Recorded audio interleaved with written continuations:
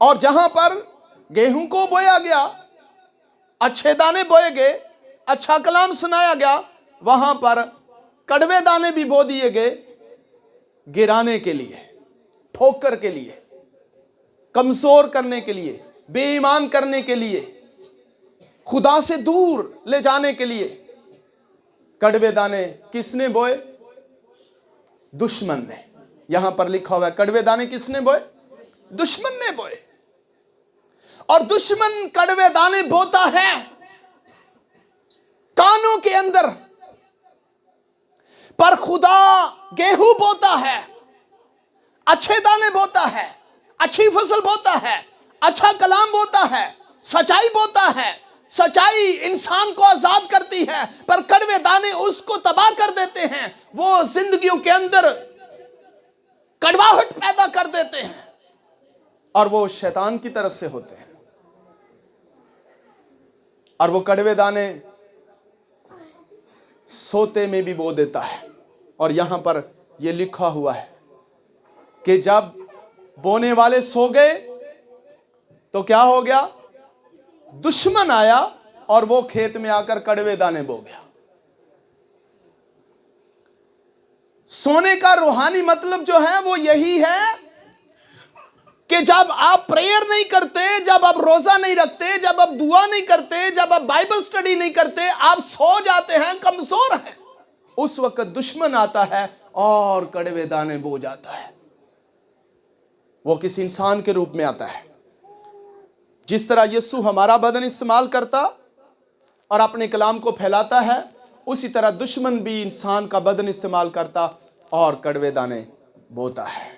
कानों के अंदर आकर सरगोशियां करता है, कड़वे दाने बोता है, और रास्तबाजों के खिलाफ बोतान बनाता है, और रास्तबाजों के खिलाफ बातें करता है।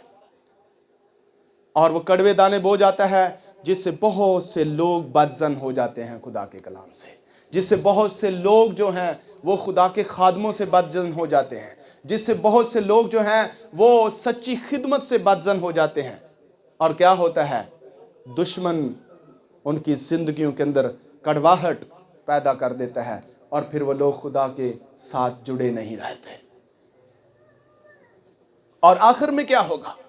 फिर फरिश्तों को खुदा इस्तेमाल करेगा। और यीशु मसीह ने यहां पर, जहां से हमने ये देखा, यहां पर लिखा है कि शागिर्द आए, यानी मिनिस्टर आए, काम करने वाले आए, खिदमत गुजार आए, खादम आए, और मसीह से कहने लगे, खुदावंद तू चाहता है कि हम कड़वे दानों को उखाड़ कर अलग कर दें? जीसस ने कहा नहीं, इनको बीच में रहने दो। कहीं ऐसा ना हो कि तुम कड़वे दानों को उखाड़ो और साथ ही तुम गेहूं भी उखाड़ दो। लिहाजा इनको इकट्ठे बढ़ने दो। जब इनके काटने का वक्त आएगा तो मैं फरिश्तों को हुक्म दूंगा, काटने वालों को हुक्म दूंगा कि पहले वो कड़वे दानों को इकट्ठा कर लें ताकि जलाने के काम आए। हरगिज हरगिज दुश्मन का शिकार ना बने। और फिर आगे देखिए 13वें बाब में ही इसकी 37 वर्ष में लिखा है, 36 से बल्कि, उस वक्त वो भीड़ को छोड़कर घर में गया और उसके शागिर्दों ने उसके पास आकर कहा कि खेत के कड़वे दानों की तमसील हमें समझा दे। उसने जवाब में कहा कि अच्छे बीज का बोने वाला इब्ने आदम है, यानी यीशु मसीह खुद है जो अच्छा बीज बोता है, और खेत दुनिया है, और अच्छा बीज बादशाही के फर्जंद और कड़वे दाने उस शरीर के फर्जंद हैं। बोए किसने थे? दुश्मन ने। जहां अच्छे दाने रखे गए, बोए गए, वहीं पर कड़वे दाने भी रखे गए, बोए गए। जिस दुश्मन ने उनको बोया वो इब्लीस है, और कटाई दुनिया का आखिर है, और काटने वाले फरिश्ते हैं। ये काम भी फरिश्तों को दिया गया है। बस जैसे कड़वे दाने जमा किए जाते और आग में जलाए जाते हैं, वैसे ही दुनिया के आखिर में होगा। इब्ने आदम अपने फरिश्तों को भेजेगा और वो सब ठोकर खिलाने वाली चीजों और बदकारों को। दो चीजें यहां पर लिखे हैं, ठोकर खिलाने वाली चीजें और बदकार। ठोकर खिलाने वाली चीजें ये अलग बताया गया और बदकारों को अलग बताया गया। पर ठोकर खिलाने वाली चीजें कोई रखता था आगे ताकि लोग गिरे, कोई उनको ऑफर करता था ताकि लोग गिरे, कोई उन ठोकर खिलाने वाली चीजों को पेश करता था ताकि वो गिरे।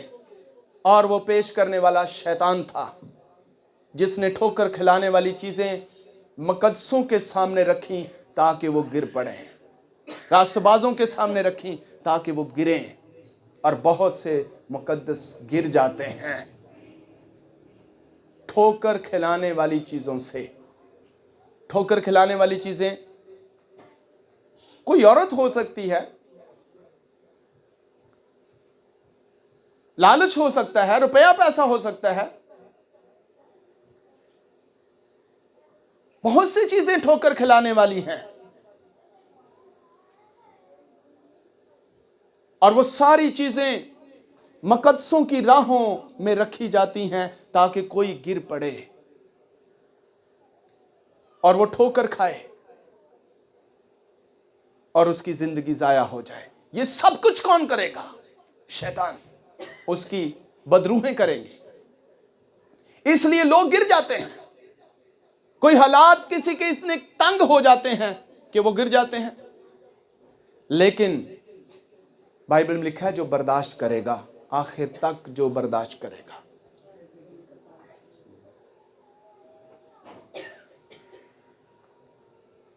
हमने देखा शैतान ने अय्यूब के घराने को मारा, उसके 10 बच्चों को मार दिया, लेकिन बीवी को नहीं मारा। क्यों? ताकि वो उसको तंग करती रहे, ताकि उसको तकलीफ देती रहे, ताकि वो उसको दुख देती रहे। वो उसको भी मार सकता था, वो तो थी उसकी, लेकिन उसको मारा नहीं उसने। इस तरह घरानों के अंदर बहुत से लोग शैतान ने रखे हुए हैं। उस एक घर के अंदर भी लोग इस तरह पड़े हुए हैं, उसने रखे हुए हैं। खानदानों के अंदर लोग रखे हुए हैं, रिश्तेदारों के अंदर लोग रखे हुए हैं, जो ठोकर का सबब बनते हैं, जो तकलीफ देते हैं, जो गम देते हैं, जो दुख देते हैं, जो रास्तबाजों के खिलाफ होते हैं। और याद रखें, इसी सबब से उसने उस औरत को नहीं मारा कि उसको दुख देती रहे। कलीसियाओं के अंदर बहुत से लोग शैतान ने ऐसे रखे हैं, जो रास्तबाजों, मुकद्दसों, खादमों के खिलाफ ठोकर का सबब बनते रहते हैं। और ऐसे लोग शैतान ने कलीसियाओं के अंदर रखे हैं। लेकिन जो रास्तबाज है, जो उसके साथ जुड़ा हुआ है, शैतान कहाँ है? उसके पांव के नीचे है। हालेलुया। उसको कभी गिरा नहीं सकते। जो जीसस के साथ जुड़ा हुआ है, जिसने यीशु मसीह को पहना हुआ, अपने अंदर रखा हुआ, अपने दिल में रखता है और ईमान रखता है कि यीशु मेरे अंदर मौजूद है, इब्लीस उसके पांव के नीचे है और कुचला हुआ है। वो हजार हाँ कोशिश करे, वो खुदा के मुकद्दसों को, रास्तबाजों को गिरा नहीं सकता, नहीं कर सकता। उसने कितनी तकलीफ दी अय्यूब को, कितना दुख दिया उसने, कि वो खुदा के खिलाफ बोले, लेकिन वो अपने खुदा से खुश और शादमान था। उसकी नजर में सबसे अहमियत रखने वाली सिर्फ एक ही चीज, वो खुदा था। उसने सबसे पहला दर्जा अपने खुदा को अपनी जिंदगी में दिया हुआ था।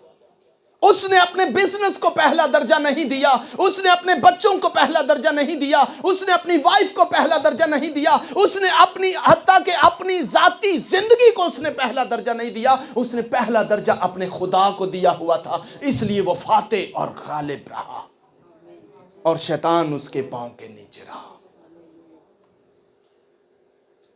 हमें पहला दर्जा खुदा को देना चाहिए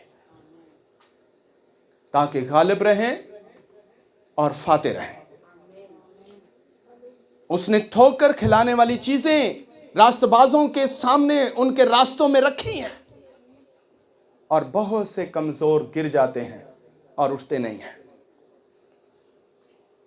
اور پھر لکھا ہے بدکاروں کو اس کی بادشاہی میں سے جمع کریں گے۔